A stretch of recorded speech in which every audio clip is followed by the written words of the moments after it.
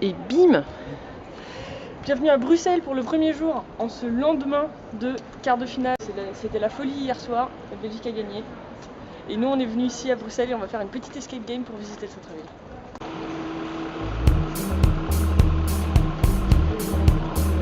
Ok, on a trouvé le restaurant et maintenant il faut aller à droite.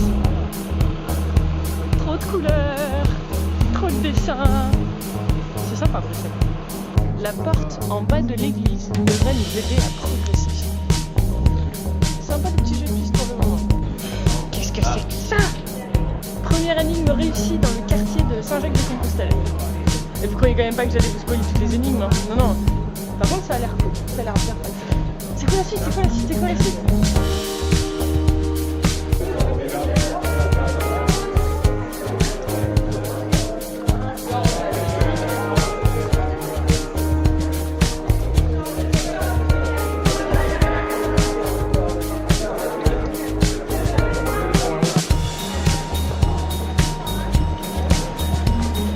La fontaine.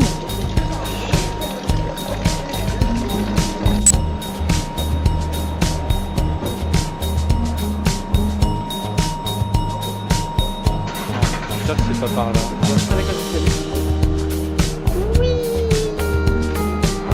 Ah, ah, ah.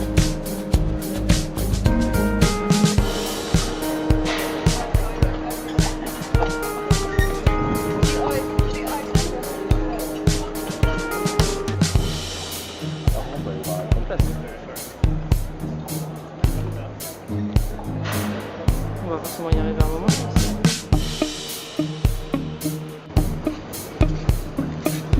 On peut le prendre là, comme un plus de vrai. Ce que j'allais dire, il est pas de vrai.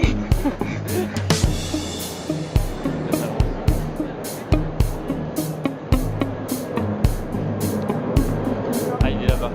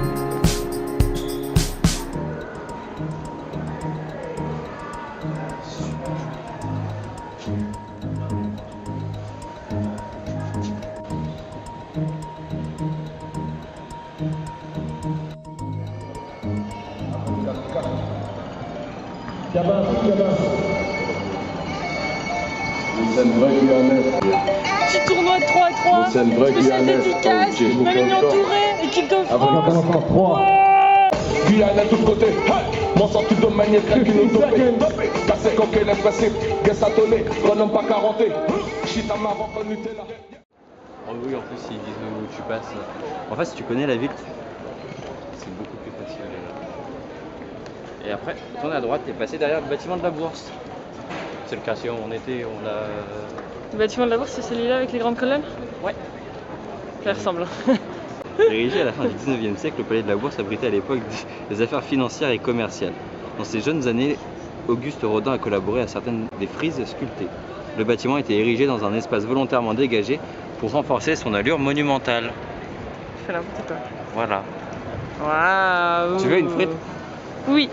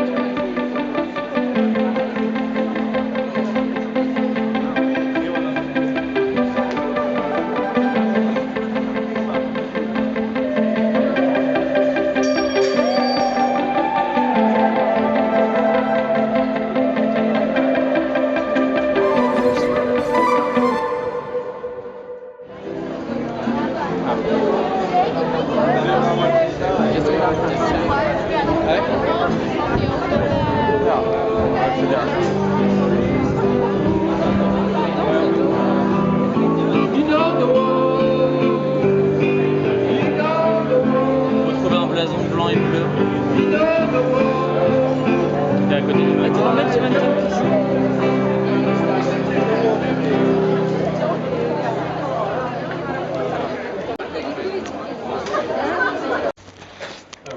Et bim, c'est la victoire. Et bim. Mannequin 10. Et voilà, on a complètement roxé le truc. C'était super cool. Donc en 1h30, on fait une escape game en extérieur dans le centre-ville de Bruxelles. Et on voit en fait tous les coins importants, jolis et sympas. Et en même plus, des coins un peu cachés. et même des coins cachés, et ça c'est vraiment sympa. Et en plus, dans le petit bouquin, il y a un petit côté un peu guide touristique qui nous raconte vite fait l'histoire des endroits. Donc c'est vraiment sympa, c'est une manière active et ludique. Active et ludique de découvrir le centre-ville de Bruxelles. Moi je recommande. Il y a différents levels de difficulté. Il y a le facile pour les enfants de 8 ans ou moins. Il y a le normal, c'est celui qu'on a fait, c'est en mode balade, on regarde, oh c'est joli, j'ai le temps de sortir ma caméra et de prendre des vidéos, tu vois. Et après il y a le mode hardcore, et là je pense que le hardcore c'est plus pour les Bruxellois quoi. C'est moins en visite. En tout cas, ouais, c'est vraiment, tu fais une escape game, mais bref, tu visites pas la ville, je pense. C'est plus porté sur les énigmes. Parce que là c'était genre, ouais alors vous ferez attention, il y aura tel détail, il faudra tourner à gauche dans la rue qui s'appelle comme ça. C'était pas trop dur. On pouvait essayer d'éviter et utiliser juste le long de la rue pour se rassurer que c'était bien par là. Mais du coup, nous, on s'est jamais trompé en fait, on s'est jamais perdu. D'accord. Ouais. Bon. Et puisqu'il n'était pas possible d'éviter l'endroit, bienvenue dans une brasserie. Je vais voir si on peut faire des vidéos à l'intérieur. Je suis pas sûre.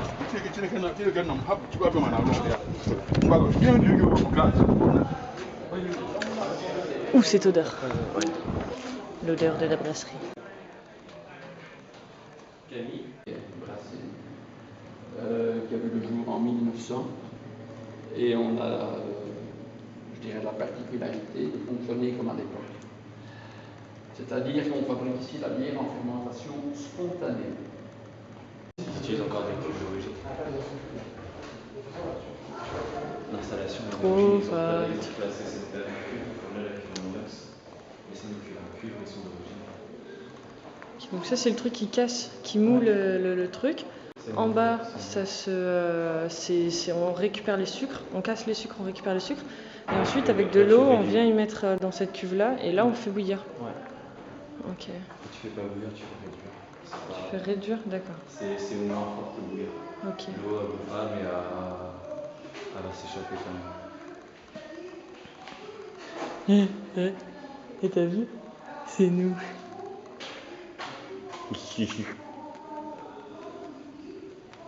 Voilà. Du coup. Voilà, du coup il se passe des trucs. Oh, un engrenage. Faut que j'arrête avec la lessive. Et du coup c'est une brasserie super intéressante parce qu'en fait ils fermentent naturellement. Ils mettent pas de. C'est du pur lambic. C'est du pour ceux pur qui lambic. connaissent. Du pur lambic. Du coup ils mettent pas de trucs pour fermenter, ils mettent pas de trucs chimiques dedans en fait. Ils font pas de culture de levure. Il n'y a pas de levure. Si, il y en a. C'est de la levure naturelle. Voilà. C'est ça. Et du coup ça met 3 ans. Pour faire un lambic, ouais. Ça met 3 ans pour faire un lambic. Sachant qu'ils mélangent 3 lambics pour faire une gueuse. C'est ça, parce que le lambic qui a 3 ans, du coup en fait il fait plus de mousse, il a plus de bulles. Il a plus aucun sucre. Du coup, Il a plus de sucre. Et du coup, pour qu'il y ait des bulles, on le mélange avec un lambic qui a que 1 an et un lambic qui a 2 ans. Ça fait un truc un peu plus équilibré, avec un peu de sucre mais pas trop. C'est vite que la bouteille explose. Et si on prenait que celui de 1 an, ouais, ça serait déjà trop en train de fermenter et du coup ça ferait exploser toutes les bouteilles. Parce qu'il y a trop de sucre. Du coup ça fermente. Voilà. Bon, on va continuer la visite.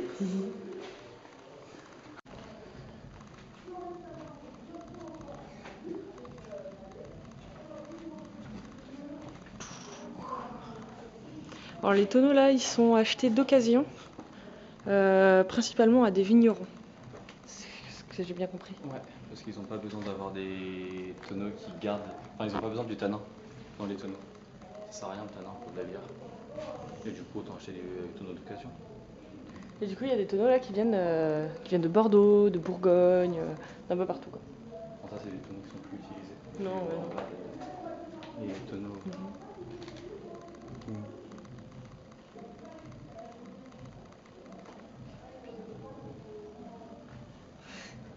Ok, là le grand bac, là du coup c'est pour faire refroidir la bière et c'est là où les levures elles vont rentrer dedans, c'est ça? Ouais. Et c'est pour ça qu'on sait pas qu'est-ce qui rentre dedans parce que c'est à ce moment-là et c'est à l'air libre donc c'est les levures qu'il y a dans l'air Ouais. Et qui du coup, viennent dans la bière et on sait pas ce que c'est. C'est pour ça que ça s'appelle un lambic. On connaît pas les levures. Et après il y a deux types de levures. Haute température ou basse température. Et ça fait des hauts degrés ou des bas degrés de bière. Mais pas c'est du ce que tout. tu m'as dit. Non, t'as les trois. T'as l'alambic, Oui, la mais t'as sauvage. l'alambic et à part Non. l'alambic, t'as Ouais, les mais ça levures. se voit, c'est ça. T'as les levures hautes et les levures basses. Mais dans les... En plus de l'alambic. Ouais. Donc t'as les levures sauvages, levures hautes et levures basses. Voilà. Et ça fait des degrés hauts ou bas. Et la Ouais. sauvage, du coup là, ici, ils font du 5 degrés. Ouais, après du coup, ça dépend comment tu fais ta bière. Bah ça dépend comment ils mélangent les trois, je pense. Parce qu'ils ont les trois, ils ont des degrés différents. Donc en fait, à partir de ça, ils doivent choisir. Ça dépend aussi, ça dépend de combien de sucre t'as au départ aussi. Mais du coup, si tu laisses ta bière fermenter en bouteille, parce que du coup elle peut toujours fermenter en bouteille, si j'ai bien compris, si tu la laisses fermenter en bouteille, le degré il augmente. Oui. Donc si tu laisses ta bière 3 ans dans la bouteille, sans l'ouvrir, Ouais. ton degré va être monter. plus haut que ce qui sera écrit sur l'étiquette. Ouais. Allez, les tonneaux. Et là on voit que dalle, enfin vous voyez que dalle, mais là nous on voit la bière. Ici là, on commence à voir un peu. Ici et au-dessus, ça fait des trucs un peu sales là. On commence à voir des trucs un peu sales avec. C'est les dépôts de mousse. Ouais, les dépôts de mousse dû à la fermentation qui sont en train de se faire à l'intérieur. Et au tout début, t'as beaucoup de fermentation sur le truc et en fait ça sort dans le trou là, ce truc là il est ouvert. Et là ça sort et on voit encore quelques traces sur le tonneau. C'est rigolo, c'est violent. Donc on vous disait, hein, quand la fermentation se passe mal, quand ça déborde. Et là on se dit c'est peut-être une fois qu'ils ont rajouté les fruits. Pour que ça soit rouge comme ça. Une fois qu'ils ont rajouté les framboises ou les cerises. Ouais, parce que c'est bien rouge quand même. Et voilà, c'était l'histoire de la bière. L'histoire de la bière lambic. Voilà, Cantillon. Et c'était bien cool. Franchement, la visite n'était pas très chère. C'est bien sympa. Moi, j'ai appris plein de trucs parce que je connaissais vraiment pas grand-chose en bière. J'ai une dégustation à la fin. c'est cool. Avec des bières qui sont franchement vraiment pas chères. Et c'est la Belgique, ça. Et c'est surtout pas Paris, genre juste pas Paris. Et du coup voilà, donc c'était bien cool. Donc je pense que je vais arrêter là mon vlog de Bruxelles. J'ai encore une journée demain, mais bon, me regarder bronzer au bord du lac, je sais pas si ça va vous intéresser. Du coup voilà, c'était bien sympa. Moi j'ai bien aimé la ville, j'ai bien aimé les gens. Ils sont très accueillants et très souriants. Mon prochain voyage programmé c'est Édimbourg. Alors si vous connaissez quoi que ce soit qui pourrait être intéressant sur Édimbourg, un bar à voir, un truc que vous voulez voir dans la vidéo, n'hésitez pas à m'en parler, ça me fait plaisir, voilà. Bisous bisous. Ah Bruxelles, c'est une brasserie, et oui c'est écrit dessus.